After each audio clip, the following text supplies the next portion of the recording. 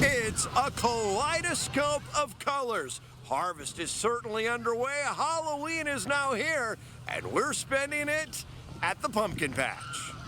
Washington has been full of scares. We see what that means for the Farm Bill. Plus check in with corn growers to see what they're learning from a test plot. Later, we get a glimpse of agriculture in Georgia. And there's no place like Nebraska, where being called a volleyball state is no insult to this farmer. It's time to grow.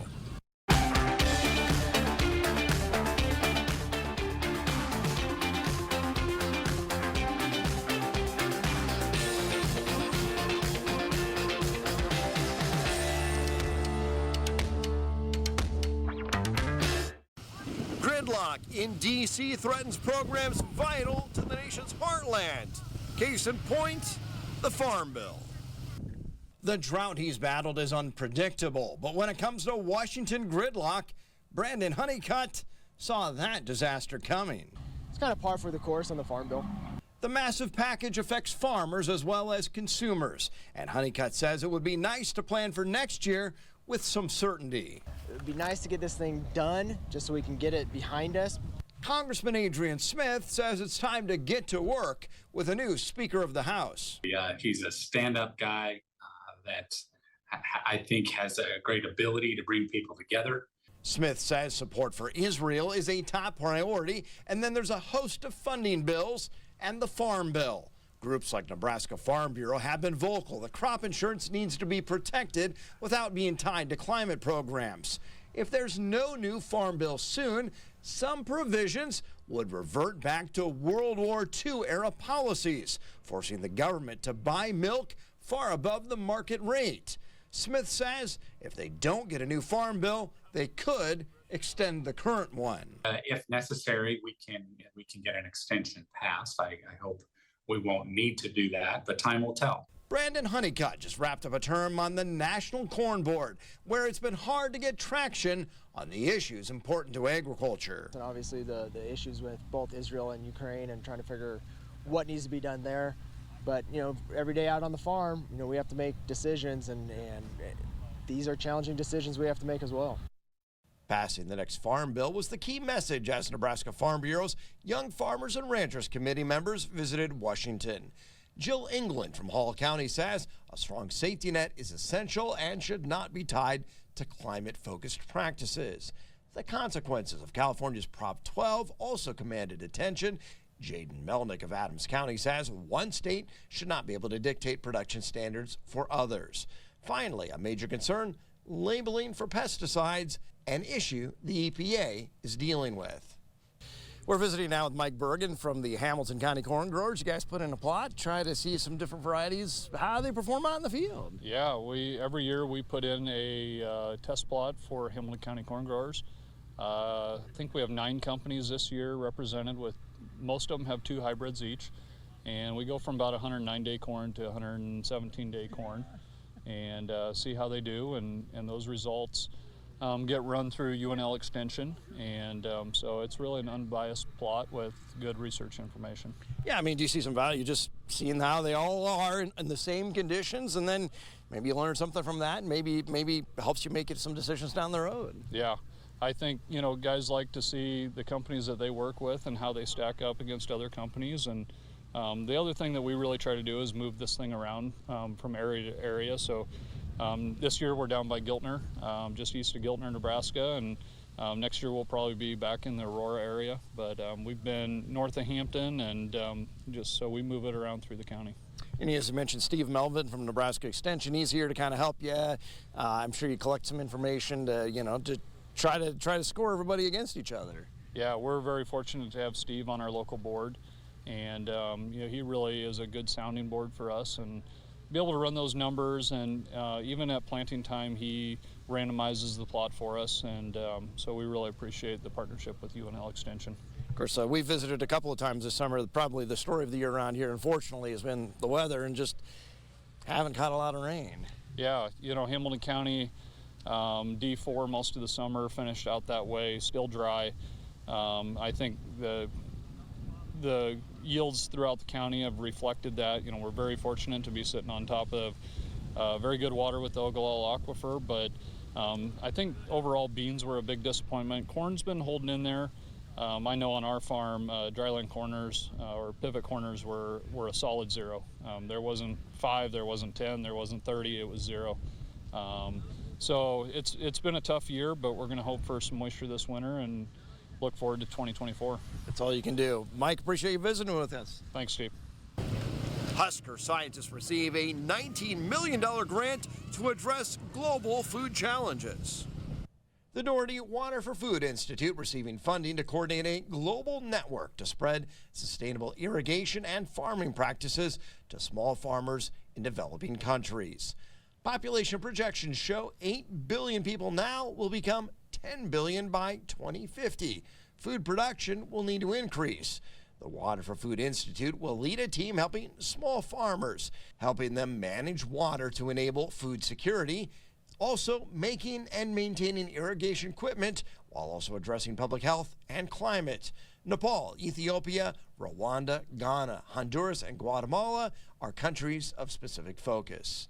And amid historic lows in the nation's cow herd, Nebraska and South Dakota State join forces for the Great Plains Heifer Development Program to help beef producers optimize heifer development and reproductive efficiency. They're opening doors to consignors eager to enhance heifer development strategies with a unique blend of services, a real rubber meets the road approach, they say. Well, it's great to see some nice fall colors out there. Aaron Lewis has joined in. He is a conservation forester with the Nebraska Forest Service based at the Lower Loop NRD, and as farmers wrap up harvest, maybe they're starting to think about planting some trees. You can help them out. Yep, I sure can. The Lower Loop NRD has a tree program where people can come in and buy trees, and we can also come out and design some windbreak plans for you and plant some trees on your property. If somebody is trying to plant a windbreak, are you able to kind of maybe walk them through maybe what they ought to be thinking about, what kind of species in particular, and where they might want to locate that, or what are some of the considerations maybe that come to mind there? Yeah, myself and some of the technicians here at the NRD are trained in doing windbreak design and planting, so we can come out, kind of help you figure out what species should go in there, how dense everything should be, things like that to get you a nice windbreak. Because obviously the wind is blowing right now, but we're surrounded by trees here, and it really makes a difference in cutting down that wind that we know certainly howls across the plains here. Yes, it sure does. Nebraska's weather is ever changing, so you have a nice calm day here, and then next day it's blowing 50 miles an hour. So we want to keep that topsoil in place, and trees are a good way to do that. Yep, that's exactly right. Yep, keep the topsoil in place, protects cows, and cut down on your heating and air conditioning costs around houses. Windbreaks are just great things. Now, in terms of the cost, what are you kind of able to tell us there in terms of how does that work then? Yeah, so we're going to start selling trees here on November 1st. Our hand plant trees will be $1.20, and our machine plant trees will be $2.11, and that includes the tree, the planting, and tax. And then we also are going to sell some larger container trees for $3.25. Aaron, in terms of timing, when's a good time to plant a tree then? Spring and fall are the best time to plant the trees. The NRD is going to plant your trees in the spring. That's kind of the more beneficial time is the spring, but the fall also works if you want to get some fall trees to put in. People are probably wondering, well, there was the fire at Halsey last year. Did that impact the trees? Do you still have trees available from Halsey then? Yes, we do still have trees available. The fire did not reach the nursery, so they still have plenty of trees available. Good news, because that's quite a resource there, isn't that? Yes, it sure is. Hey, well, you can't go wrong putting some trees in, and Aaron, appreciate visiting with you. Yep, thank you. And this Halloween weekend, the latest crop progress report shows harvest is nearing the home stretch. 62% of Nebraska corn has been picked. That's ahead of the 5-year average. Soybeans are right on a typical pace. We continue to see a lack of moisture with topsoil and subsoil still short to very short. Most winter wheat has emerged. About half of sorghum has been harvested. Most pasture and range land in the fair category.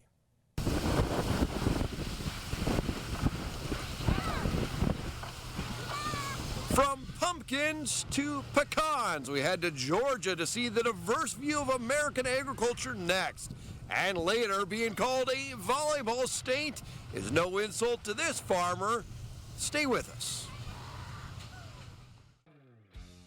This portion of NTV's Grow is sponsored by Acres Equipment, solutions for every field. Acres has what you need to get the job done.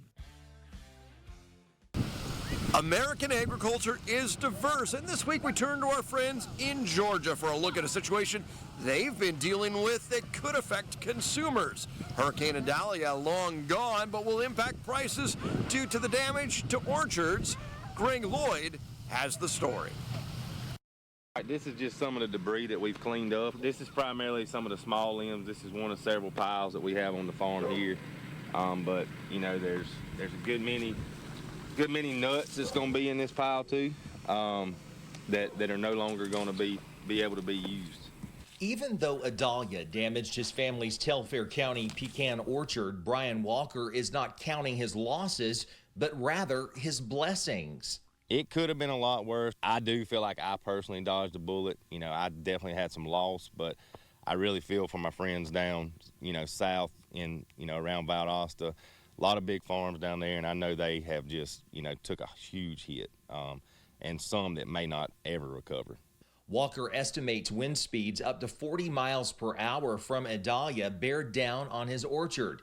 And while, as he points out, his family's farm missed the worst of the storm's wrath, it still damaged his crop. We're estimating probably at about a 30 to 40% crop loss from what we would have before the storm. Walker says the smaller pecan trees suffered the most damage. These little trees, they don't have a big enough root system yet to hold these tops. And we try to keep them, you know, top back, hedged, but, you know, we do all we can do, and then, you know, that's it. This tree, you know, the tree's fine. Hopefully it won't lean anymore, but if you look here at the base, you can see it's shifted probably a good, I don't know, 4 or 5 inches, you know, that way.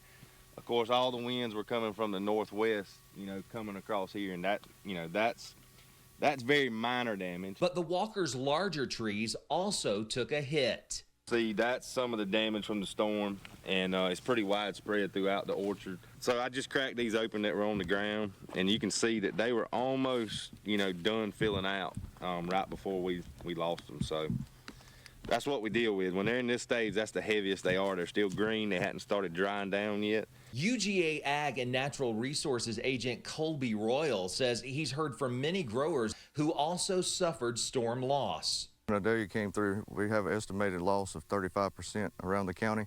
The northern part of the county took a pretty substantial hit, but I think we dodged a bullet and we'll be able to recover. This pile behind me is just an example of one at Walker Orchard of some of the damage left behind by Idalia. Now, I'm 6 feet tall, and you can tell it's a lot taller than I am. It gives you just a slight insight into some of the damage that our pecan farmers had across the state. Ag Commissioner Tyler Harper says Georgia's pecan crops got the worst of Idalia's damage and estimates a 50 to 60% loss statewide. Royal says it's a loss that will be felt by producers and consumers. Production will be down a tad. Parts of West Georgia didn't have near the storm damage that Southeast Georgia did. But potentially it could drive the price up. And Walker says even though the loss here on the farm he runs with his father, Henry Walker, is comparatively small, he says the impact will linger for a while. I've got some trees that I've stalled back up, and I've still got a good many I've got to do. My hopes are that, you know, with me pulling these trees back up, you know, straight, that eventually they're going to, you know, take root again and hopefully, you know, in the long run be a healthy tree again. But just as signs of new life already emerge from the damaged trees, so it feeds the optimism that Walker and so many Georgia farmers somehow always manage to keep. It kind of gets you, you know, disheartened, but then again, at the same time, you know, I'm out here, I enjoy what I do, and, you know, we just hope that we can recover and make it better. Our Grow Weather Outlook is next. NTV's Grow Weather is sponsored by Acres Equipment, solutions for every field. Acres has what you need to get the job done.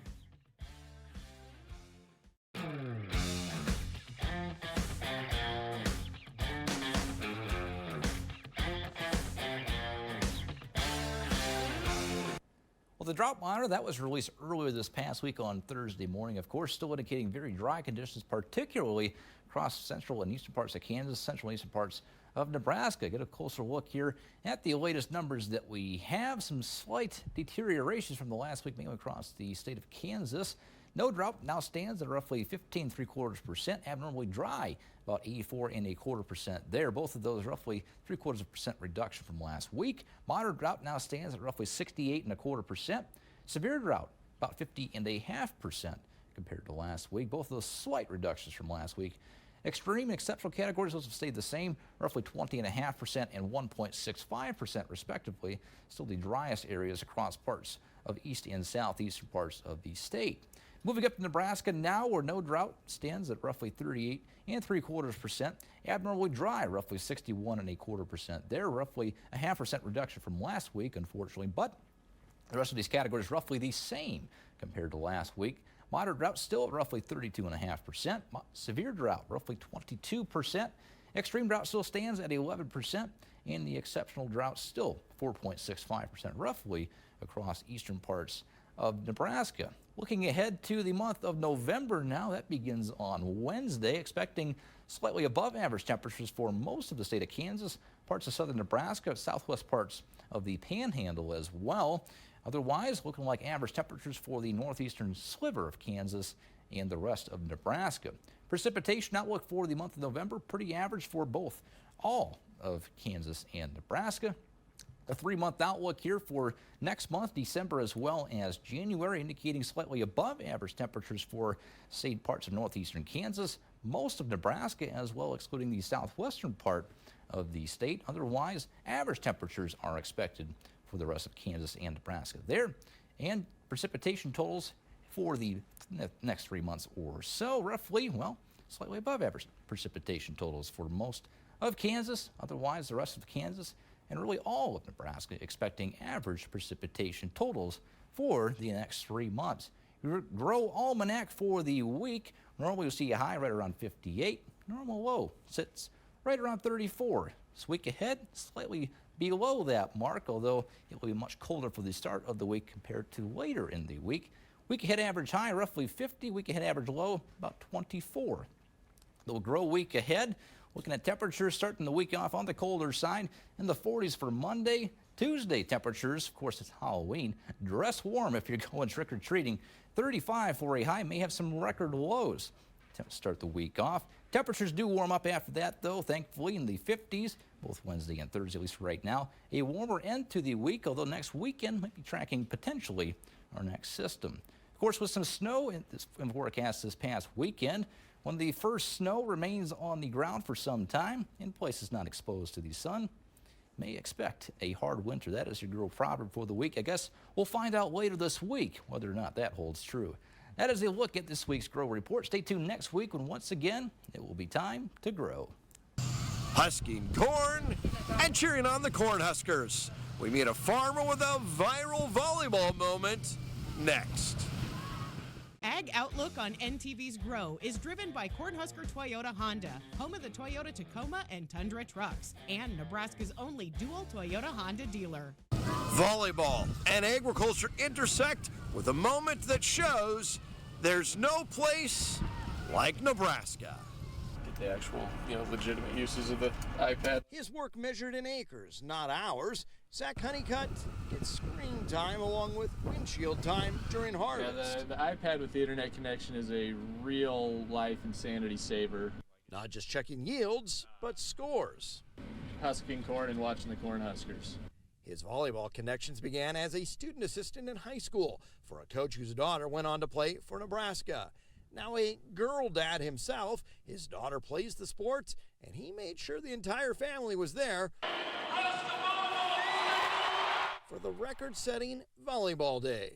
The whole family went, and kids each took a couple friends, and yeah, it was a real fun day. The Honeycutts have attended the volleyball Final Four for the last decade and have seen the popularity reach what Zach calls a tipping point in a state hungry to cheer for a winner. Good role models just to see, knowing the hard work and the sacrifice that they put in to be so good at what they're doing. And but with number one on the line and corn to pick, he tuned into the match in his John Deere man cave on wheels. It's not quite the couch at home, but it is still a pretty good setting to sit and watch a game. And with the sun setting during the first set, a guy known for his Instagram photos of farm life snapped a photo he won't soon forget. To have those elements, the tractor and the corn and the sunset and the Husker Volleyball on the iPad, I knew that was something that people were probably going to like. The official Husker account and a former U.S. Senator shared the picture, now seen by 500,000 folks and counting. I have had to use the focus features on the iPhone a number of times because the phone just keeps vibrating, the watch keeps vibrating. Coach John Cook takes the reins of the top team in a state that honors its farming roots while celebrating success on the court. Nebraska's a volleyball school. I think people tried to insult us with that over the last few years, and now it's sort of a badge of honor. That, yeah, it's a volleyball school, it's a volleyball state, and it's just fun to see all the attention that's being drawn to this great sport, great program, and just neat to see people really rally behind that. And rallying together, kids explore the farm with a trip to the pumpkin patch. Thanks to the Scarecrow Patch in St. Laborie for hosting us. I was here at the start of the month. It was 90. Temps now in the teens. The weather definitely is changing. And whatever the seasons bring us, we'll bring it all to you as we see how agriculture makes Nebraska grow.